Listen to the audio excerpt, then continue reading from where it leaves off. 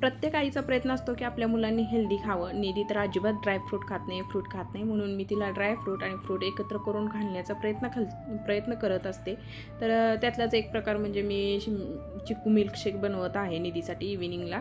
तर चला मग कसे बनवायचे सांगते. तर मी 3 काजू 3 बदाम घेतले, ते छान चॉप करून घेतले चाकूने, पाहू शकता अशा पद्धतीने बारीक कट करून घेतले.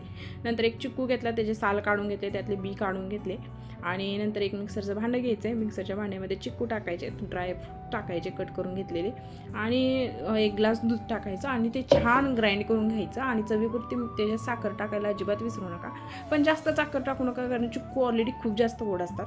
थोडीशी साखर टाका आणि ते छान ग्राइंड करून घ्या. नंतर 1 ग्लास घ्या, ग्लासमध्ये चॉकलेट सिरप टाका. चॉकलेट सिरपमध्ये ते चिक्कूचा मिल्कशेक टाकून घ्या आणि छानपैकी त्याच्यावरती अजून चॉकलेट सिरप टाका. मुलांना प्यायला तेव्हा मुलं नक्की आवडीनं पितील. असे खात नाही तर आपण अशा पद्धतीने चालायचं. प्रत्येक आईचं तर हेच काम असतं.